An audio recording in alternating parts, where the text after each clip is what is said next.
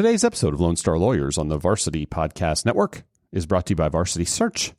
Varsity Search specializes in helping small law firms in Texas hire lawyers and build great teams.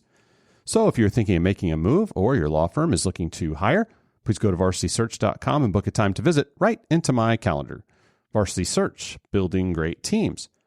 Hey everyone, Daniel here back with you on Lone Star Lawyers. I hope you and your family are both healthy and safe. Before we get into this episode, I want to let you know about a few opportunities that we are currently searching for. These happen to be in Dallas. We've got a couple of insurance defense firms looking for 2 to 5 year associates. We also have a real estate boutique looking for a mid-level associate, maybe more like 3 or 4 years to kind of 7 or 8. And then we still are looking for a construction lawyer, still looking for a Tarrant County family lawyer. So if any of these are of interest to you or someone you know, please either send them our way or shoot me an email, daniel@varsitysearch.com. You can also go to varsitysearch.com/lawyers to get more information or apply for some of those that are listed there. You can get in touch with me for the others. Also, quick reminder that we did release a little bit ago part 2 of our Hamilton movie verdicts deep dive. And so I hope that you'll check that out if you haven't had the opportunity. We had a ton of fun. Robert Callahan, my wife Adrienne, and myself on that show. All right, today we are in Austin for the 3rd straight week. Crazy. Where our guest is Kara Batey. And Kara is a member of Branscomb Law, where she practices commercial real estate, water, and oil and gas transactional matters. In fact, Kara is board certified in oil, gas, and mineral law and has been a Texas Super Lawyers Rising Star 7 times. All right, let's hop into our conversation with Kara Batey on today's Monday Mentors episode of Lone Star Lawyers.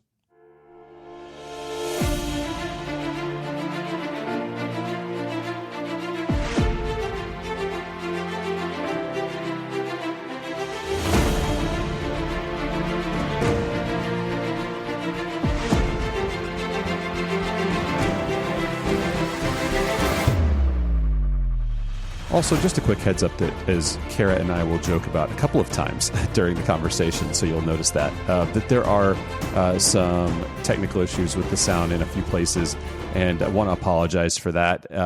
Nothing we could do other than make the best of it as we put together the episode. And so I hope that you'll bear with us and appreciate your patience and understanding. So hope you enjoy the show. Kara Batey joins us now from Branscomb Law. And Kara, I want to say thanks so much for taking the time to be with us. You have taken extra time to be with us that our audience doesn't need to know about. Other than to say, folks, she's been a trooper to get this recording started. And so we owe her an extra debt of gratitude. So thanks for being with us. Of course. Well, let's start by just talking about how COVID is impacting you guys right now. We're kind of always, I feel like, in a transition with what's happening. And for people listening later, we're recording August 6th. And so things could be a lot different when people are listening to this. So give it a little context for that. But what's the latest with regards to what's going on with you guys and COVID? I mean, so our law firm has been working from home since March 16th. Just been, really all of our attorneys and all of our staff, everyone is working from home. We have started a very small percentage of our office going back, people that choose to, but most people are still at home. We're just all, doing our best. Since I do transactional work, I would say that in a lot of ways, the way that I do my work hasn't changed so much. I mean, since I don't ever go to court, I don't do depositions, anything like that. I'm really a work on documents and talk on the phone and email lawyer. And, you can do that from your house as long as you can, carve out an area. Yes. Absolutely. Have you figured out a secret to all that? I know we've talked about this before on the show about how, from people that are really into it in terms of creating the ideal work environment in your home to just kind of how do we get through this in the best possible way? But have you figured anything out, any secrets or tips? No, but if it turns out your other guests are providing lots of tips and secrets, then I will listen to every single one of I haven't lived in my current house for all that long, and so it's probably not the ideal setup because we've still got some areas that are sort of organizational works in progress. Right. And so I have sort of taken over the dining room. Yep.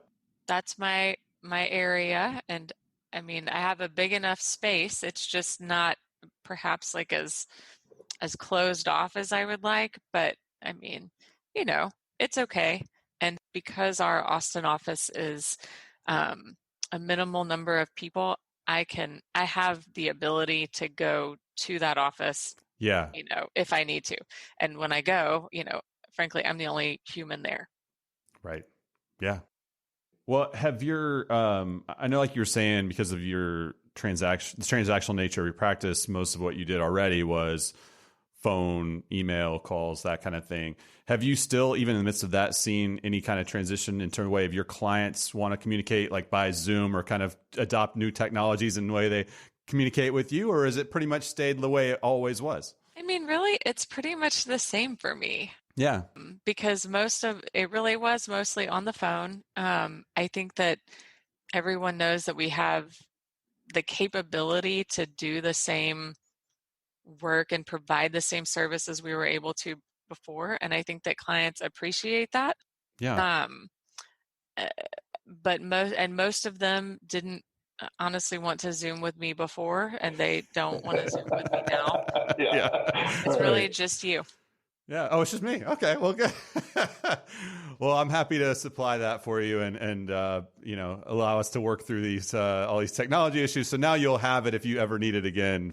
Yes. I was set up for it, but I just haven't had an occasion to use it. We do our office, normally, we have offices in Corpus Christi, Austin, and San Antonio, and every Tuesday, even pre-COVID, we always had a video conference lunch meeting. Yeah. Still doing that now. We just do it via Microsoft Teams. Yeah. Yeah. And I'm curious to hear about that because I know people are using, whether it be Slack, Microsoft Teams, other of these new tools in addition to Zoom, obviously, to work together. What have you found about and just using Teams as a tool? How has that been? It's actually been pretty good. I've been trying to actually use it a little bit more within my sort of internal work group, just to have a little bit more, face-to-face conversation, now that I've realized that probably this is going to be going on for a while. And so I think that, whether it's clients or whether or not it's your coworkers or your staff, that it is good to just, check in on occasion. Yeah. Hey, it's okay if you're, not dressed like you would be to go to the office, but let's just like look each other in the eye and talk about like what's going on. So, I mean, I think that there is a benefit to that. And so that's one of my personal things. I'm trying to do it a little bit more again, because I don't think this is going to change for a while. Right. And actually one of the things that was on the list and that I think that, I think that this is going to change the way that law firms operate. For sure. Work from home was already kind of a thing. Yeah. You could have some flexibility, but I sort of think that going forward that law firms may choose to reduce their real estate footprint. 1,000%. I think that's absolutely right. In fact, I've mentioned it here before, but I feel like, and especially in Austin, I feel like every time I would visit a law firm in Austin, and I won't hold you to this specifically, I'm not sure it happened in our conversations in the past, but almost every time, I would not bring it up, but the lawyer would bring up whether it be the lease, the real estate, the rent, deciding whether to refurbish the current space or move to a new one. It was almost constant in Austin, especially. And I imagine that after this, everyone's going to be taking a real hard look at how many offices do we actually need for everybody, and where do we need them. I think that that's right, because from a budgeting standpoint, I mean, that's a fixed cost that you Yep. can't change. And I mean, in a market like Austin, all real estate is expensive, whether Yeah. it's your house or your office. And, I think that this kind of just shows us, well, I mean, do we really have to have that? And Yeah. I mean, are people just as happy, and can they be just as productive from their house? Yeah. And I think we're learning all about that right now for sure. The last question I have about COVID before we move on to other things is with regards to your clients, were there new needs or new areas that you were having to service and fill that they had as a response to whatever it might be, their businesses or their deals or anything going on that was specifically related to either COVID or the economic impacts of COVID that you've had to kind of figure out or learn or work with them on over the last few months? Yeah, I mean, I think that, the things that we've all had come up sort of relate to, um, force majeure. Yeah. They're not, Yeah. does this count? Can I get out of this? I have written a form of force majeure clause Yes. for one client in particular that I think will be helpful to them in the event of a future pandemic. And, I guess one of the things too we've talked about, and this is more on the oil and gas side, is, what obligations do operators have to meet with respect to their oil and gas leases? I mean, there's lots of timing issues in those, and force majeure, and then other obligations that have to be met. And so those are some that pop into my mind. But I think that people are starting to, I say this, settle in a little bit more and try to be practical, to put things on hold. Because in some instances, I mean, it's not worth fighting, do I have to do this or do I not, when perhaps it may be in the best interest of both parties to pause. Yeah. Yeah. No, I think that's right. It's funny. I was finishing up a teaching sports law class, my sports law class at Baylor, and going online, obviously, the last month or so of the semester in the spring. And we talked at the end there about the force majeure clauses in play for the different leagues and the television deals and the Olympics and all these things. And, they had so many questions. And then basically what you just said is kind of what I came back to. You know what, at the end of the day, whether it's valid or not, these things, they're going to get together and work out a new deal. Like they just have to. Like the games aren't going to go on.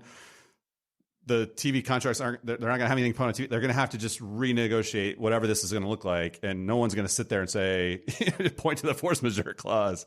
Like these partners work together for years and years and years.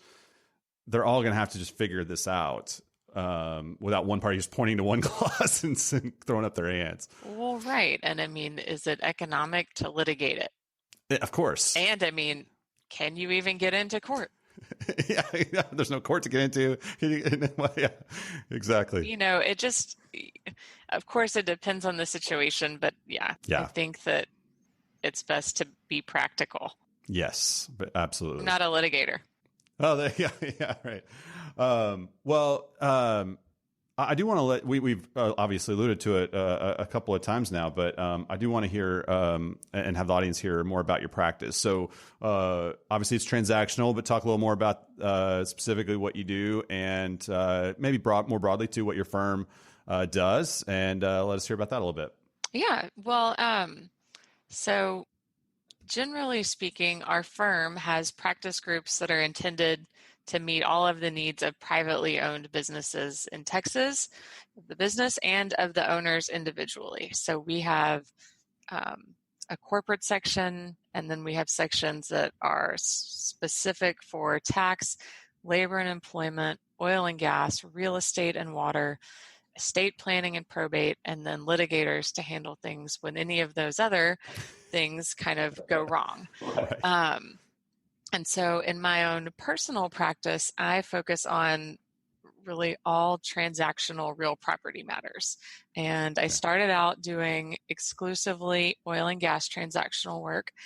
And when I did that work, I did work on both the operator side and on the landowner side. And then over the last few years, though, I've transitioned to where I still do some oil and gas landowner work, but I do more sort of commercial real estate, water transactions. And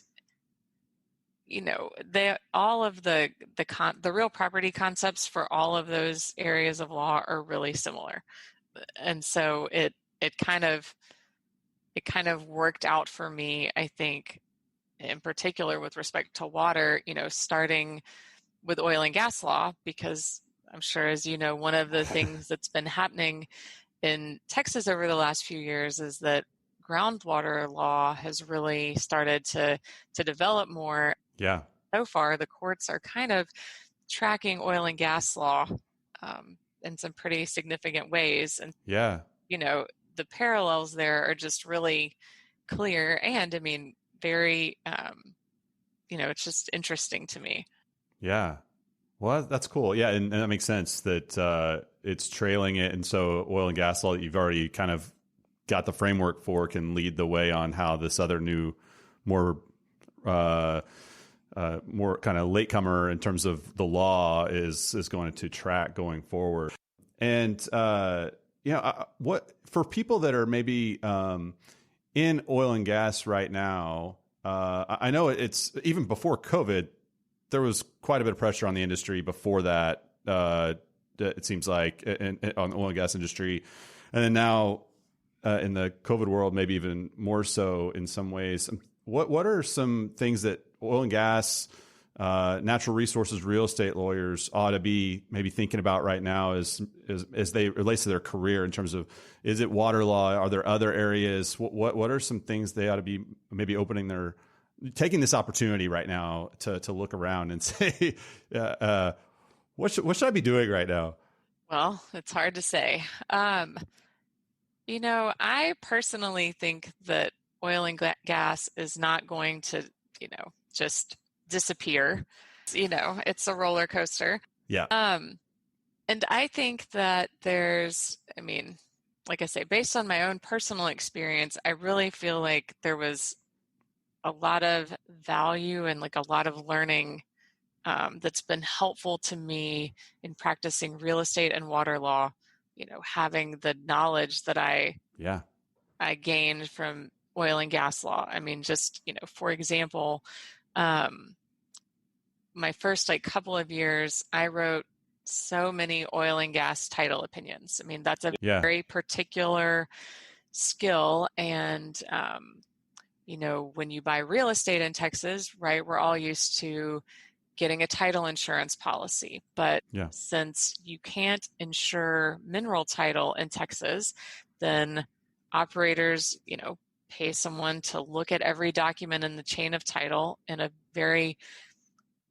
close and detailed way, probably honestly even, more closely than a typical surface title examiner looks at it, to find the issues in the chain of title. And then as part of that, you have to come up with a way to solve that. Yeah. And, even though I don't really write oil and gas title opinions anymore, because I've just had a shift in the work that I do and, the clients that we have, those skills as far as, looking at a title commitment for a real estate transaction and then figuring out, okay, well, can I live with this or can I not? And how can we fix these problems? That's been, really helpful to me. Yeah. And so I think it is probably a good idea, though, for lawyers who are younger to be at least aware of complementary practice areas that that may be available, I think, as your career develops, because I mean, when I started, I did think, well, I'll just be an oil and gas lawyer. I mean, this is just what I'm going to do. I'm really interested in this. I like this work a lot.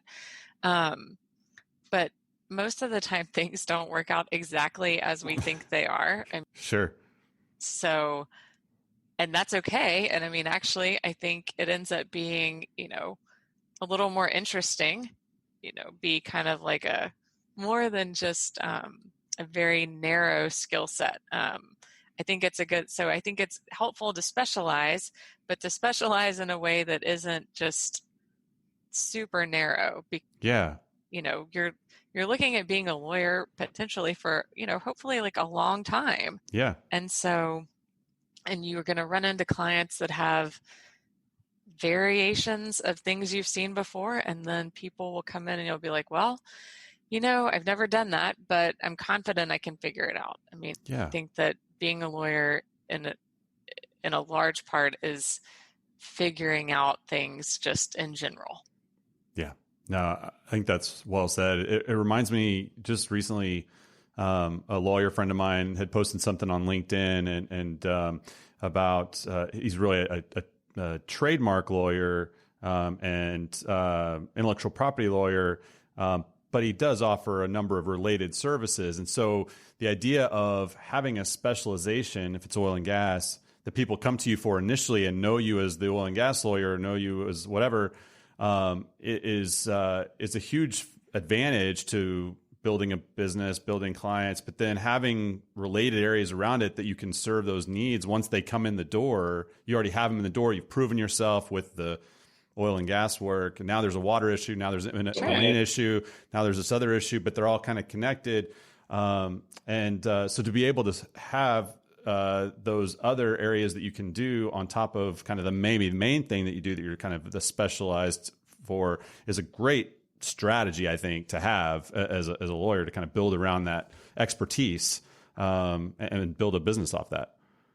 Yeah, I think that that's right. And I think, we've seen that a lot at our firm. I mean, because again, the people you do oil and gas work for, they also have issues with, what's happening on their surface. Yep. Also perhaps their water or, maybe later on they have some other ideas about ways that they, want their family to be able to use the property in the future. Maybe they're trying to sever wind rights or share groundwater among the kids, in a will. So, that, I mean, again, those things are all really interrelated, and it makes sense for those people to come back to the same lawyer who's already familiar with, literally like the lay of the land. Yeah, no, I think that's right. I want to ask you about hiring. And first off, as you have in the past gone through the process of hiring, interviewing, lateraling, whether it's laterals especially, but what are some things that you look for in resumes, in cover letters, as you kind of do an initial screening or an initial look, and things that stand out to you, either way, positively or negatively? Sure. So I think, as you know, I've looked at quite a few resumes and cover letters. Yeah. And I think in the big picture, when I get those packages of documents, always include your GPA on your resume. I see a lot of people not do that, and that leads everyone to assume that you have a not great GPA. Better just to put it on out there, because especially as a young lawyer, there's no way you're getting the job without letting people see what that is. That's just a fact. Yeah. And this seems really obvious, but proofread all of your materials. Yeah. No typos, incomplete sentences. If you're sending out multiple resumes and cover letters, make sure you send it to the right person. I'm not joking. I mean, you're laughing. No, it's just it happens so often. I just have to keep laughing at it. I'm like, well, this, the job response, it was supposed to be, to me or maybe another person at our firm that helps with recruiting. And it's clearly to like Patty. And we don't even have anyone by that name at our whole law firm. So just be, really careful about that. And the other thing I would say is to express sincere interest in the position that you're applying for in your cover letter. And to the extent that you have any relevant experience, or coursework, certainly highlight that. But I would say don't overestimate yourself. I've gotten a lot of letters that are, and these are from people that have never practiced a single day of law. Let me be clear. So I'm not I'm not judging someone who's been a lawyer for a long time. This is someone that's never practiced a single day of law, and they are telling me how amazing and what a great asset they will be to the firm. And I would just encourage any applicants to take a more humble approach.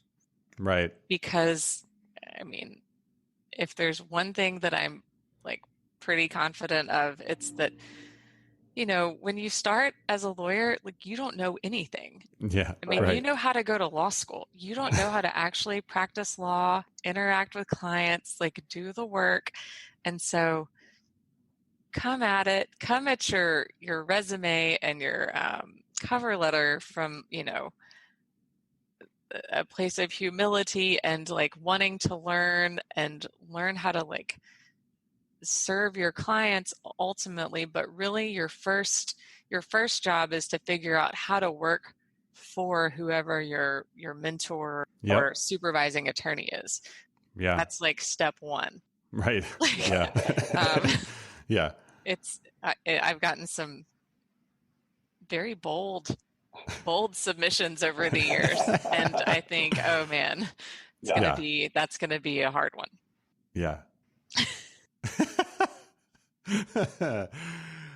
So I remember one conversation that we had, and I'm 99% sure this actually happened. So you could correct me if you think I'm wrong. Where, and this would happen with firms that have multiple offices, right? Not maybe a firm that just has one office, but a firm that have multiple offices like you guys do, where the position is in San Antonio or in Corpus maybe, or this not like, something like that. But the person would apply and say how much they want to be in Austin. Of course they want to be in Austin, but because you have an Austin office, there's like this thought or feeling like, hey, maybe I could really kind of spin this into a Austin deal at some point. Does that ring true to you? Have you yes. That happens all the time. Yeah. And, I mean, the thing about listing a location for a job, I mean, I'll just tell you and I don't know if this is how it is at every firm. Yeah. Whenever our firm lists a location for a job, that's really where the job is. Like, I mean, it's not intended to like hide the ball or anything. I mean, the reason for the place where the job is because likely the supervising attorney, whoever it is that like the help, they want someone that's going to be there in person because as I just mentioned, when you first get out of law school, you really, you don't know how to be a lawyer. And this is a person that wants to, teach and learn and like basically raise a baby lawyer, but, in person. And so there's really, at least in my experience, the vast majority of the time, there's just not a lot of leeway there. Yeah. And it's because, I mean, it's a business and we need someone in that position, in that location. Yeah. Yeah. Yeah. Last follow-up I wanted to have on this is with the GPA issue that you raised earlier. Is there a point at which, if someone's a third year, fourth year, fifth year lawyer, is there a point at which it becomes less important, or would you still advise them to put it on there? Okay, good. Yeah, let's. What do you think? I think that there probably is a point. I'm not exactly sure what the year is, but I think that the question is just, have you been doing work successfully in your practice area? And I think that if you can show that you've been doing that in a way that was where you were doing good work and were establishing good relationships with where your supervising attorney and your clients, then I think that that probably does really like reduce or negate the need for the GPA. But that probably doesn't happen until you're like a 5 Yeah. lawyer. Yeah. Yeah. Well, I'll say I always was stunned by how many of our students when I was at the law school, and then even now as I see candidates come through when there's not a GPA or class rank, even one or the other on there, where I'll ask, and they'll actually have a very solid GPA or class rank, top third, top 40%, 3.21, whatever. Like, and I just don't know where they got the message. I pointed the finger at myself at the law school. It's like, we're not getting this message out very well right now that you got to get that on there. Our kind of stance typically has been, or was that, if it was below a 3 point, it's probably gonna, it's just kind of in your judgment, because I think sometimes people would feel like they'd have as many chances to get in the door if it wasn't on there, and then try to sell themselves as, they knew they'd have to say it eventually, but putting a 2 point something on there would get them kicked out initially from the beginning or whatever. So I don't know. Yeah. But for sure, there are plenty of people though that would have a very respectable performance and not have it on there. I just have no idea what's going on there. It was just really strange. Yeah. Well, we've got to know. Well, and especially again, when you have people that have never actually practiced law, you don't have any, experience to gauge, or as the person like looking at the resumes,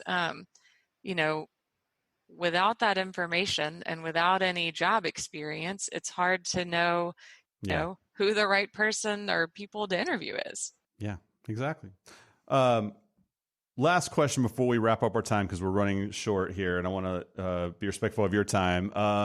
In an interview setting, what's maybe one or two positive things that someone can do in an interview to set themselves apart, to impress you? What does the interview look like? I think that, again, the sincere interest in the area of law that I'm thinking we had one person that interviewed at our firm, and he had like a really clear enthusiasm for the position that he was applying for, and you could tell that he had been seeking a job like this. So I think what that does in the interview is that it establishes that the applicant wants, that job doing that work, as opposed to wanting a job. Yes. So when people want a job, it is often apparent to the interviewers. Yes. Because people who are interviewing often can tell when people are just saying things that they think that they want to hear. And that, I would say that, sincerity and honesty in general, give you a much better, it leaves everybody on the other side with a much better feeling. It's better to say, here's why I'm interested in this. I haven't done this before, but I feel like because of X, Y, and Z, and, maybe my connection to this town, all of the things that explain why you're a good fit, even larger than just work performance. Those are things I feel like in particular that make interviews go. Yeah. No, that distinction between wanting this job and wanting a job is so critical. Oh my God. And it really, really is. And people can have multiple paths that they might be interested in taking. And that's all well and good. And it's fine. But I think when they get to the stage of applying and then interviewing, they just really have to focus their mind on, okay, yeah, I might have interest in B or C, but right now I'm interviewing for A, and I have to make a very compelling case as to why I want to do A. And it's sometimes that's hard for people to do, and they feel like they're sort of locking themselves into something. If they really try to focus their mind around, I'm only going to be doing oil and gas transactions work and or whatever. And that's, I don't know, but it really does hurt them if they come into an interview and it's clear that they're going to, want or open to doing just about anything, and someone will give them a job. Yeah, well, because they're thinking, the person that is trying to leave themselves open to all these other things, they're just, the applicant is thinking about, well, that's like such a big commitment. But I think that people, and I certainly, myself included, I think that as an applicant, you're also, because you don't have the experience, you don't realize like the commitment that the law firm is making to you and like trying to teach you in this area and, help you have a good career. They want, I know that when we hire people that we think will be our partners. Yeah. And so it's very much like a two-way street on the commitment. And so I would encourage applicants to think of that as well. Yeah, no, absolutely. And, that's an important part too. Not every law firm hires that way, but I think you have to approach it as if they do, that they want to hire people to be your partners. You may not know all the time exactly how a firm operates as pertains to that, but I think you have to go into the interview feeling like that's what they're looking for. Right. Yeah, absolutely. Because most law firms are not looking for, I know that there's exceptions to this, but even if someone isn't going to stay there forever, staying there for like 1 year is not really a good deal for either side. It's not. It's really not. Absolutely. Well, we've got just a minute left in here. I want to do our rapid fire questions. So if I feel like you've been gearing up for these all day. All right. Rapid fire questions. Name the one trait or characteristic that you most want to see in an associate. Someone who makes new mistakes. Oh, okay. So now I got to ask you what that means. Yeah. So I think that every lawyer, as every human, right, we all make mistakes. What I encourage any associate or staff that I work with is to make new mistakes. Just don't keep on making the same old mistake again. Got it. All right. What habit has been key to your success? Persistence. Favorite app or productivity tool? Okay, this is really just my favorite app. It's Zillow. Oh, there you go. Yes. My wife's favorite as well, I think. I like to look at houses in other places. Okay. To see, I love Austin. I'm not going anywhere. But I like to see, how people in New York are decorating their apartments or whatever. Right. So yeah, you're using the app part of that question and not the productive part of that question, correct? Oh yeah, no, it's a total time it's an anti-productive tool, yeah. Your favorite social distancing activity? Backyard happy hours. Oh, nice. I feel like that's been actually a trend from the Austin guests, so there must be something going on with that. And last, favorite legal movie? Legally Blonde. Of course. Yes. A great one. Did you know there's a Legally Blonde 3 coming? Well, I didn't. Hard to imagine it will be better than the original. Yeah. I'll check it out. Yeah, I didn't even see 2. I heard it was terrible.